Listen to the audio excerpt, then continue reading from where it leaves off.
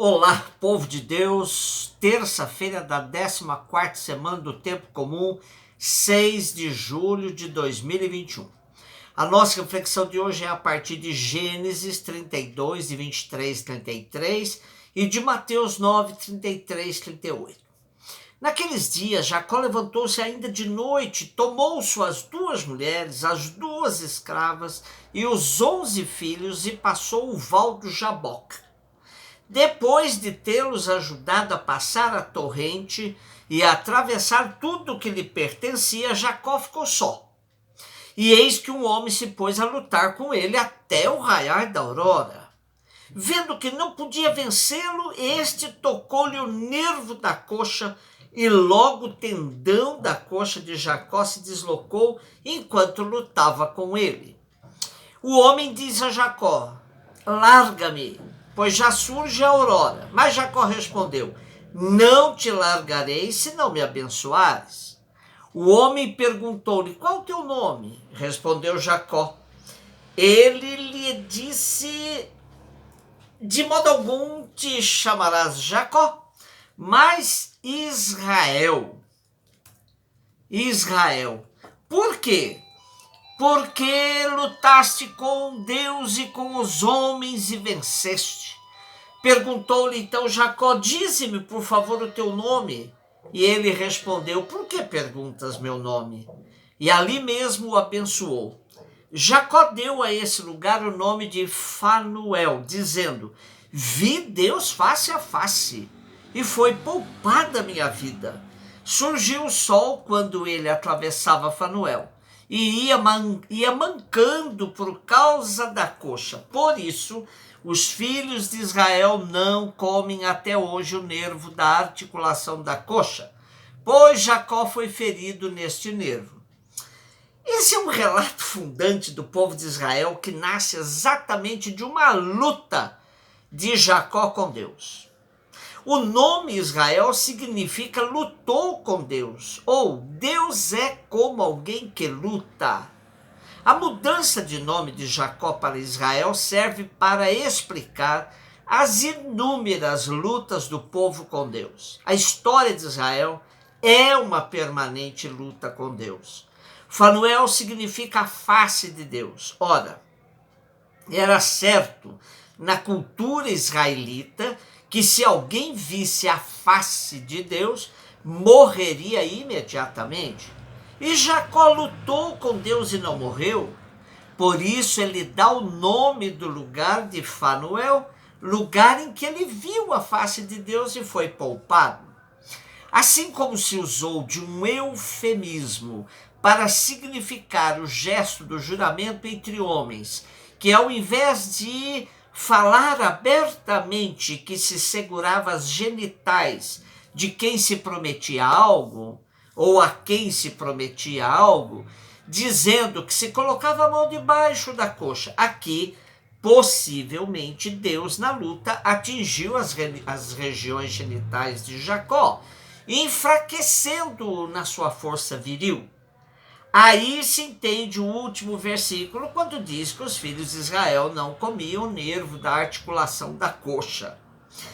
Jacó se torna Israel. Este novo nome, que provavelmente neste contexto significa que Deus se mostre forte, é relacionado no presente relato com a energia que o patriarca mostrou na sua luta contra um ser sobrenatural e contra as forças da natureza por ele representadas.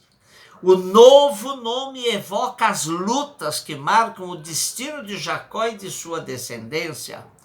Ainda, a mudança de nome de Jacó para Israel pode representar a fusão do grupo arameu de El, de Betel, com os camponeses de Siquém, dando origem ao núcleo mais antigo de Israel. Estamos diante de mais uma das histórias que o povo contava sobre seus patriarcas, e sempre com a intenção de ir formando sua consciência histórica. Para Israel, seu relacionamento com Deus ditava o ritmo de sua marcha, de sua caminhada. Jacó teve seu nome trocado, saiu ferido da luta com Deus, mas abençoado. Deus não revela seu nome, pois isso é entregar-se à interpretação. Deus recusa-se a responder para salvaguardar o seu mistério, mas concede a Jacó a bênção, pela qual ele lutara durante toda a sua vida. Mateus 9, 32, 38. Apresentaram a Jesus um homem mudo que estava possuído pelo demônio. Quando o demônio foi expulso, o mudo começou a falar. As multidões ficaram admiradas e diziam: nunca se viu coisa igual em Israel. Os fariseus, porém, diziam: é pelo chefe dos demônios que ele expulsa os demônios. Jesus percorria todas as cidades e povoados, ensinando em suas sinagogas, pregando o evangelho do reino e curando todo tipo de doença e enfermidade. Vendo Jesus as multidões, compadeceu-se delas, porque estavam cansadas e abatidas, como ovelhas que não têm pastor. Então disse a seus discípulos: a messe é grande, mas os trabalhadores são poucos. Pedi, pois, ao dono da messe que envie trabalhadores para a sua colheita. O capítulo 9, que vimos lendo nesses dias, traz uma série de ações libertadoras de Jesus. Cura de um paralítico, de uma mulher com hemorragia, ressuscitação da filha do chefe da sinagoga, cura de 2 cegos e hoje a cura de um mudo endemoninhado. Nesses últimos trechos do capítulo 9 que lemos hoje, temos 2 partes bem distintas no relato. Na primeira, Jesus se depara com um homem mudo e possuído pelo demônio, que é uma versão mais simples do que aquela que surgiu a controvérsia que Jesus expulsava o demônio evocando Belzebu. Aqui aparece como uma síntese que destaca a admiração do povo e a atitude maliciosa dos fariseus. A segunda parte também se apresenta como uma síntese das atividades de Jesus, dizendo que ele percorria todas as cidades e povoados, ensinando nas sinagogas, pregando o evangelho do reino, curando todo tipo de doença e enfermidade. As sinagogas, que têm sua origem na junção de 2 palavras gregas, sim e agó, significando assembleia, reunião, nasceram da experiência do exílio quando, por falta do templo, tiveram que encontrar um modo de realizar seus cultos, suas reuniões. Na verdade, sinagoga nem sempre tem lugar físico próprio, como um centro comunitário, pois pode funcionar numa casa, a estilo de igreja doméstica. No 1º século, tinha quase umas 500 delas em Jerusalém. Sendo assim, campo concreto e imenso para o ensino do evangelho, o anúncio da boa nova.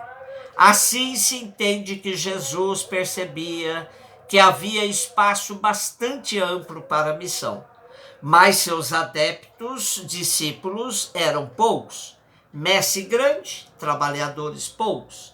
Jesus sempre foi sensível às necessidades das multidões que o seguiam. Ele percebia que os doutores e sacerdotes estavam preocupados consigo mesmos e não com o povo. Tinham se tornado profissionais da religião e perderam as características próprias de um pastor que cuida com carinho de suas ovelhas. Constatando essa realidade, Jesus afirma que não há verdadeiramente quem se interesse pelas carências do povo. Esse texto é sempre usado pela pastoral vocacional. Está certo, é um texto que sugere a necessidade de mais trabalhadores para a messe do Senhor. Porém, o que Jesus está falando é da falta de trabalhadores de uma forma mais ampla e geral, não somente falta de padres e religiosas. Trabalhador para a messe é todo aquele que, a partir de suas condições, se dispõe a ajudar o povo a entender seu compromisso com a construção do reino. Portanto, traz trabalhadores para a messe, é todo aquele que é muito mais amplo do que simplesmente reduzir a consagrados. E tais trabalhadores poderão nem estar filiados a uma denominação religiosa, por exemplo, mas serem pessoas que com a vida dão testemunho que a vida não se resume no consumismo desenfreado de hoje, nem mesmo no egoísmo e ganância sem limites. Há muita gente boa trabalhando pelo reino, ainda que não professe uma fé determinada. Atendamos o mandato de Jesus, continuemos a pedir ao Pai que multiplique pessoas, consagradas ou não, como trabalhadores na messe, construtores de uma sociedade e uma igreja novas. Um beijo no seu coração.